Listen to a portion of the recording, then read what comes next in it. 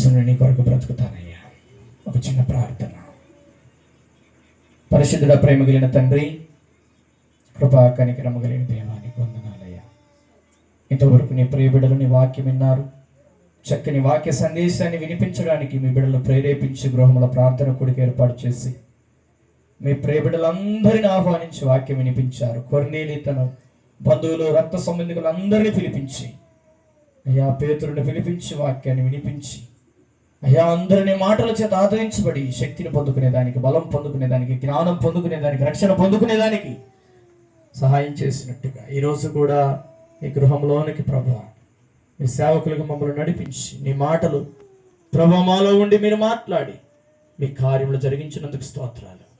చేర్చబడిన ప్రతి బిడ్డను జ్ఞాపకం చేసుకొని దీవించండి. తీర్మానం తీసుకున్న వారిని పడిపోకుండా నిలబెట్టి కాపాడమని, అయ్యా వారిని అభివృద్ధి వైపు నడిపించమని, ప్రాముఖ్యంగా ఈరోజు ప్రార్థన కూడిక ఏర్పాటు చేసుకుని కుటుంబ సభ్యులందరినీ జ్ఞాపకం చేసుకోమని, యేసుక్రీస్తు నామములో ప్రతి శోధనలు తొలగిపోను గాక.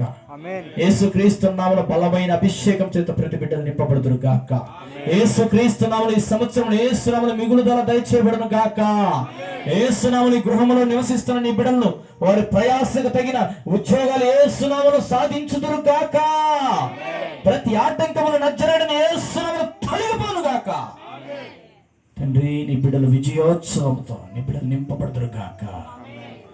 తండ్రి, రక్షణ లేని వారికి ఈరోజు ప్రతి ఒక్కరికి రక్షణ మారుమనసు అనుభవంలోకి వచ్చుదురు గాక.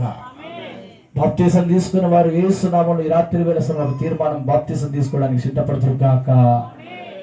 తండ్రి, నీకు స్తోత్రాలు. ఈ పరిచర్ని దీవించి పరిచర్య సహకరించిన ప్రతి బిడ్డలో మీరు జ్ఞాపకం చేసుకుని బలపరిచి కార్యం జరిగించమని యేసయ్య శక్తి కలిగిన నామములో ప్రార్థన చేస్తున్నాను తండ్రి. ఆమేన్. ఆమేన్. అందరం నిలిచి నిలబడినట్లు